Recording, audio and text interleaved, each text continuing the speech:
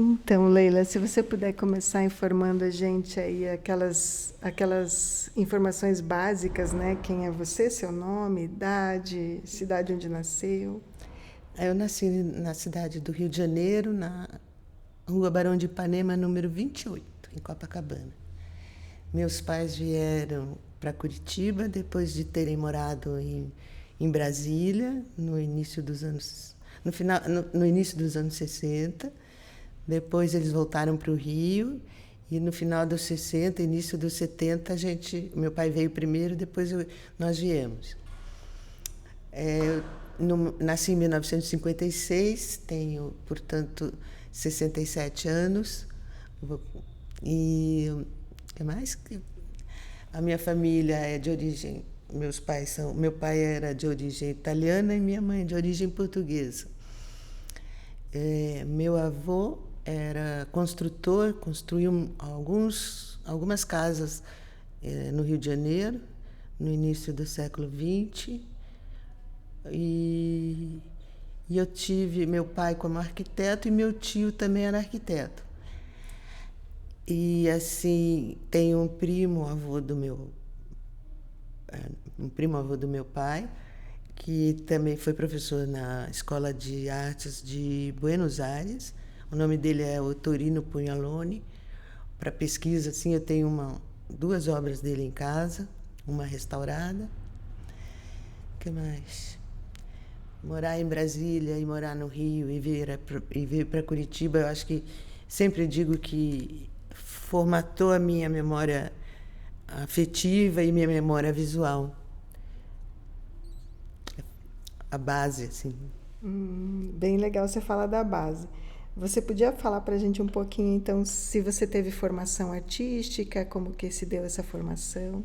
Bom, eu estudei aqui no Colégio Sion, que tinha e tem uma atenção muito voltada para a história da arte com as próprias crianças, né? Dentro da pedagogia deles, o início as crianças, quando são pequenininhas, estudam a pré-história. E quando chega, por exemplo, na quinta série, é que elas vão estudar o Renascimento, as grandes descobertas. Quando elas são pequenininhas, estão estudando essa parte da pré-história, elas recebem imagens e fazem trabalhos, principalmente em cerâmica. Eu creio que no momento não tenho contato lá, mas então isso tudo me estimulou a mexer com arte. Fora meus amigos e namorados que eram artistas. E eu fiz, então, saindo da parte de professora, que me fugiu a palavra, eu vim tentar a Belas Artes porque a própria direção do colégio tinha sugerido que eu fizesse para trabalhar justamente na escolinha de arte do colégio. Isso não se realizou porque 1000 motivos, mas eu fiz o vestibular para Belas Artes com o intuito de continuar sendo professora. Aí também veio outra onda de eventos, porque a vida não é linear, né? Assim, acontecem coisas. E eu saí daqui, da escola e de Curitiba, numa ilusão de voltar a morar no Rio. Com pouca grana, quase nada, né? E aí lá, então eu comecei a Belas Artes, fui até o segundo ano. Lá eu fiz parquilagem durante a semana, a parte da manhã, e à tarde eu trabalhei numa bela galeria que chamava-se Gravura Brasileira, que ficava primeiro acho que na Rua do Vivier, em Copacabana. Depois eles se mudaram para o shopping Cassino Atlântico, onde eu entrei, porque eu tinha... eles gostaram, assim, me apresentei o currículo, que foi o doutor Enio que mandou o meu currículo para eles. Ele conhecia os donos eram artistas. Era a Márcia Barroso do Amaral, recém-falecida, a Ana Letícia Quadros, o Haroldo Barroso, o Aloísio Magalhães, que é fundador do IFAM, e a Maria Tereza, e a Tereza Miranda, que é gravadora, tá velhinha. Imagina, então, eu de manhã tinha aula e de tarde almoçava no colégio, o Parque Lage tem uma cantina. Ficava lá praticamente a manhã inteira, chegava cedinho, depois eu pegava um ônibus para ir para a galeria, né? E nesse trajeto, eu lembro bem disso, e sempre já falei várias vezes, nesse trajeto eu via o azul do céu, e aquele rio que para mim era impossível, porque evidentemente eu não ia conseguir morar naquela cidade, porque ela é muito cara para quem queria o que eu queria, né? Ser artista. E aquele azul me fazia a cabeça. Então eu falava assim, um dia eu vou pintar esse azul aí. Que é um azul meio... como é que a gente tem essa... esmeralda, mas é que fica na fronteira, não chega a ser aquele esmeralda, fica na fronteira, balançando na minha cabeça.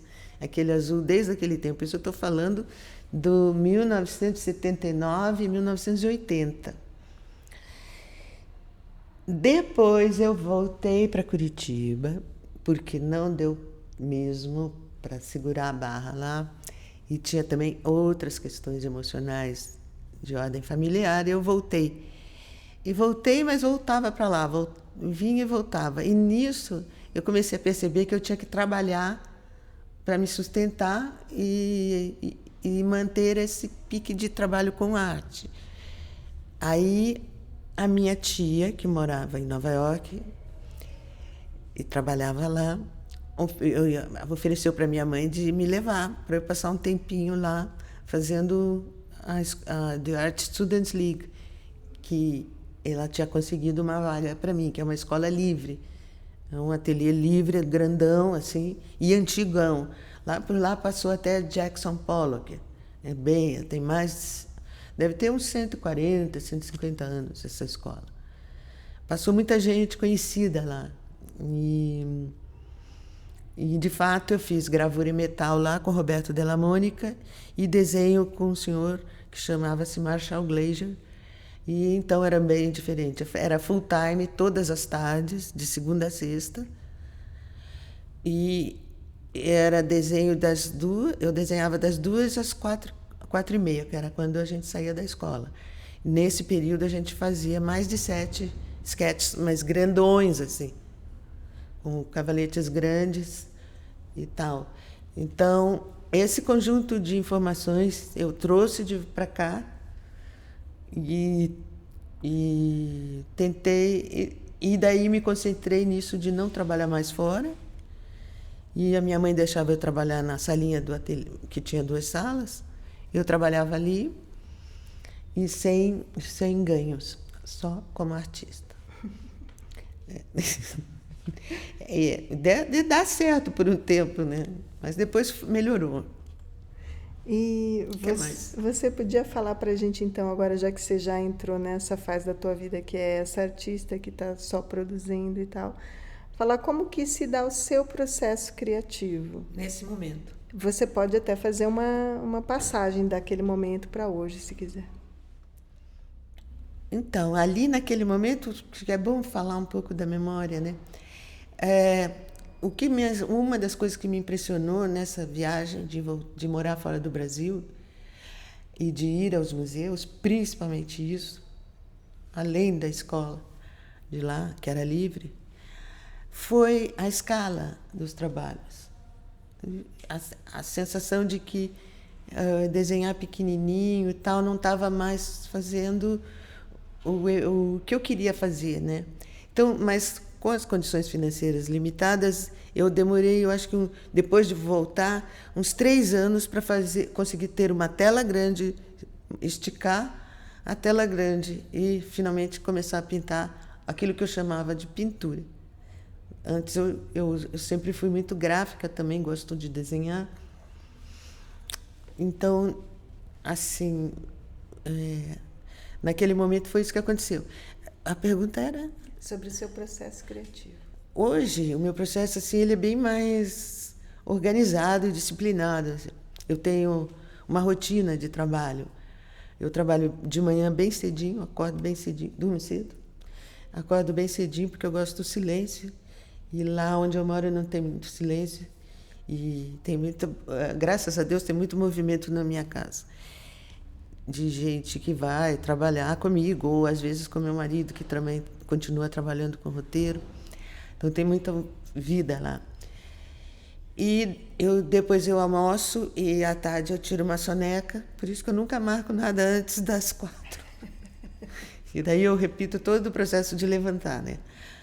E sobre esse negócio do processo de trabalho, desde que eu pinto dessa escala maior, eu fui organizando as coisas de uma forma a não me deixar levar pelo devaneio. Embora eu ache ele muito necessário, sabe? Porque tem horas que eu fico só rabiscando ou ensaiando, que nem agora, quando eu terminei a exposição no MON, eu estou só fazendo alguns ensaios de algumas coisas pequenas, porque eu fiz um plano de vida, aí cheguei na resposta, um plano de vida que depois corta, né? Um plano de vida que era assim, olha, enquanto eu tiver forças, eu vou fazer trabalhos grandes. E quando eu começar a ficar mais fraquinha, eu vou diminuir. Nesse ínterim, eu estudando, porque daí nos anos 90, final dos 80, eu estudava mais. Então eu comecei a ler mais sobre a arte brasileira e fazer conexões com aquilo que tinha me interessado da arte norte-americana, principalmente. Mas não só, né? A arte europeia, tudo. Menos a arte brasileira, porque parecia assim, ela está ainda vou entrar nessa parte, né? Aí quando eu entrei nessa parte, eu já entrei, como eu já tinha essa bagagem do Rio, de ter conhecido o Krasber pessoalmente lá, eu era mocinha, 20 e poucos anos, conheci o Krasber, conheci essa gente toda, quem mais? Muita gente. E vi o trabalho desse povo. Para juntar com a arte brasileira, eu tive que dar uma estudada bastante profunda no construtivismo russo e no concretismo. E do concretismo para o neoconcretismo. E aí, quando entrei no neoconcretismo, aí tinha o Hélio, tinha a Lígia, mas tinha aquela vontade assim de, então eu vou pegar daqui e vou continuar, como se fosse um ponto num trabalho de bordado ou de um crochê, que você puxa uma linha. Eu falei, eu vou puxar essa linha aqui, e não aquela, e nem a outra. E não me façam a cabeça, porque eu não vou deixar. Muito legal, Leila. Você podia falar um pouquinho como que se deu o processo da execução daquela obra? Tá, perfeito.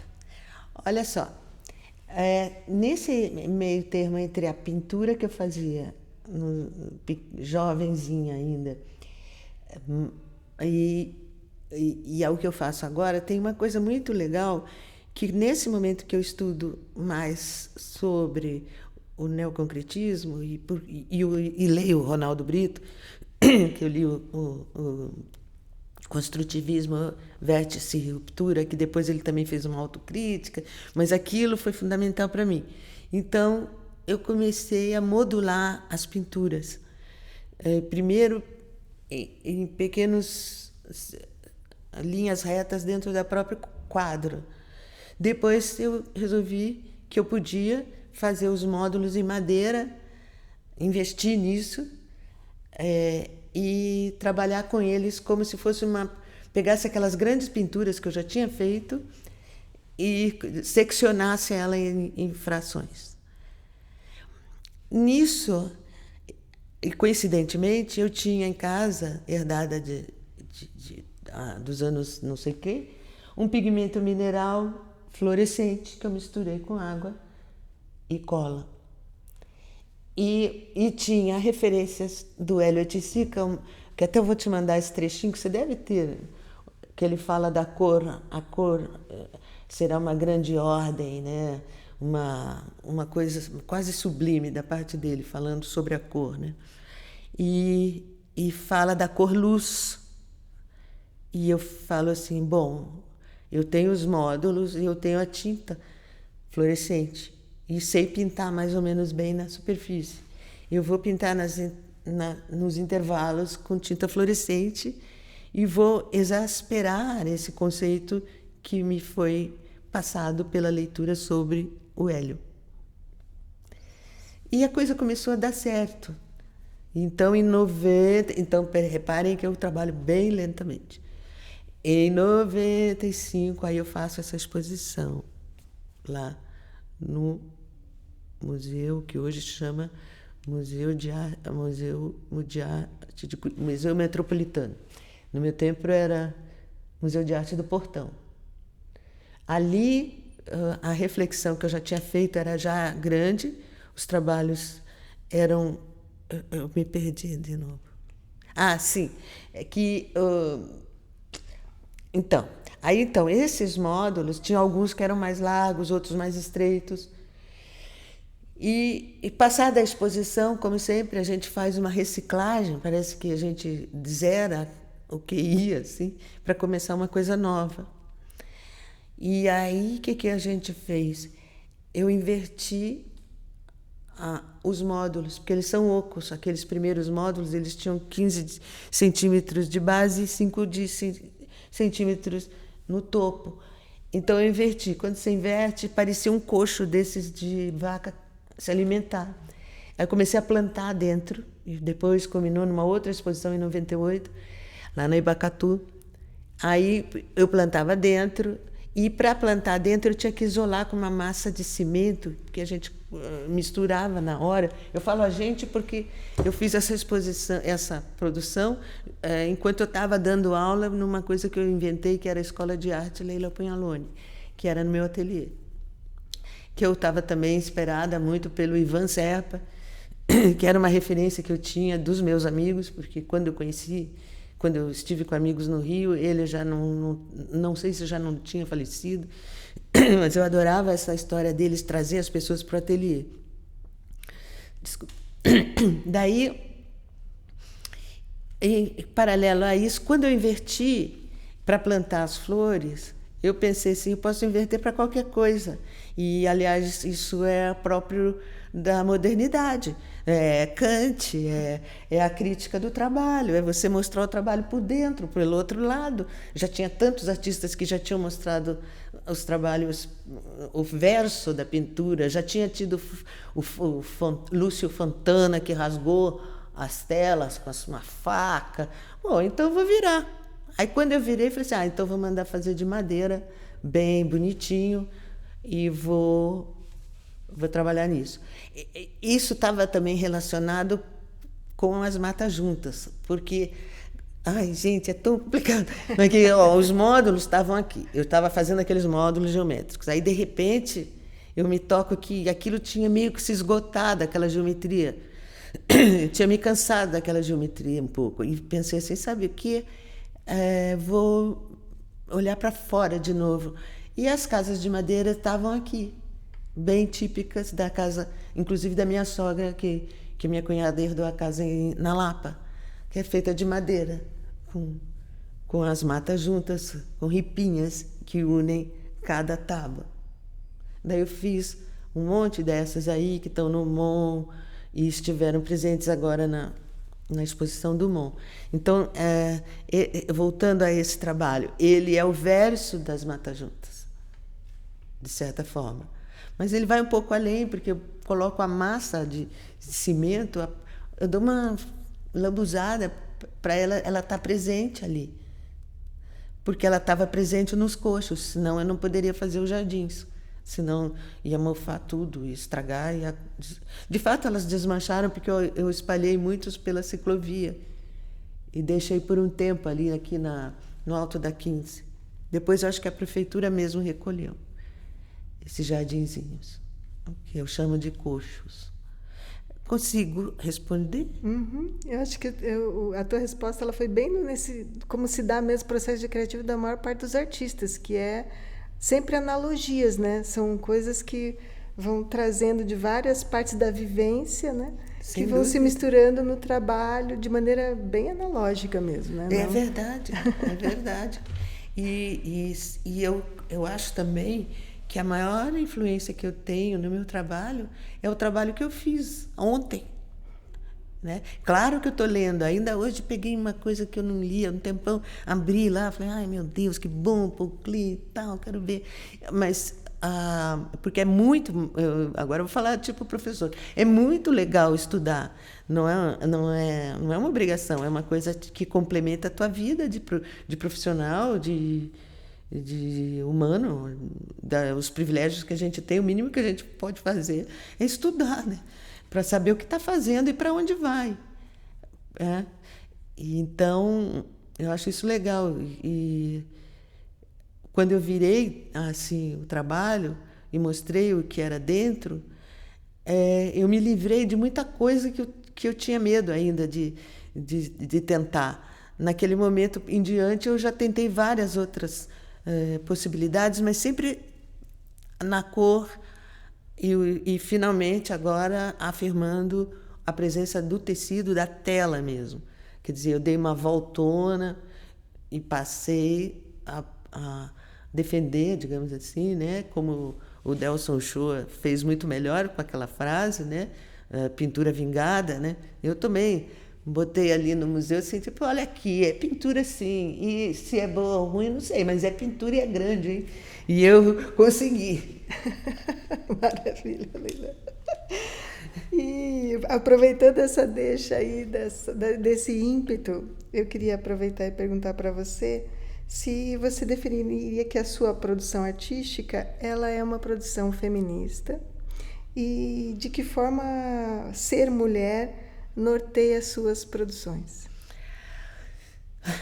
Bom, assim, ser artista para mim custou tanto, tem custado muito, assim, do ponto de vista emocional e profissional, porque no Brasil, sabe, a gente não chega, se não tiver no Rio, São Paulo, e é muito raro conseguir uma parte de realização profissional.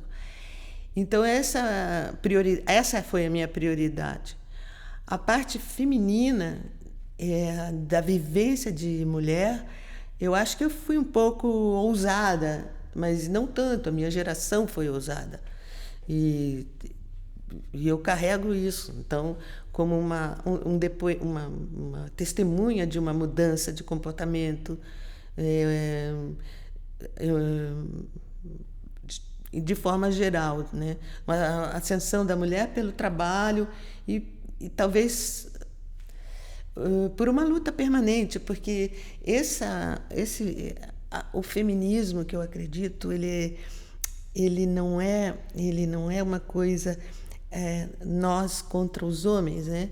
É uma coisa de fazer compreender a importância da profissão, da certeza daquela pessoa cumprir um objetivo na vida, seja mulher ou homem, seja por um discurso feminista ou não. Por outro lado, eu tenho uma luta interna com o machismo, mas não um machismo esse evidente, assim. É o subliminar que impede nas outras, não quero chegar lá ainda, mas assim, impede a mulher, mesmo dentro da família, o irmão mais velho que quer mandar na irmã. A Rita Lee falou muito bem disso, uma coisa que ela descobriu, que os irmãos mandavam na guria, que bateram na irmã porque ela tinha dado para alguém, coisa que hoje em dia é inadmissível, mas na cabeça de certas pessoas ainda é, e de uma massa, de uma cultura toda, fora a Europa, além da Europa, dos outros, do Oriente Médio também, onde a mulher simplesmente está aí, estão todas lutando para estudar, para ao menos sair de casa sem um pano em cima. Quer dizer, isso sou solidária, mas o confronto permanente, aquela coisa de estar permanentemente desafiando o outro, que só porque ele é homem, para mim é desnecessário, porque muitas vezes, sem esse desafio, a gente consegue muito mais, às vezes, percorrendo do que entrando em choque. Eu acho muito difícil conquistar alguma coisa na base do confronto. Acho que tem que escrever, tem que estudar, tem que escrever, tem que ler antes de entrar no confronto com um homem. E tem que tentar conviver também, porque é uma coisa difícil a convivência, com homens ou com mulheres. Não adianta tentar fugir.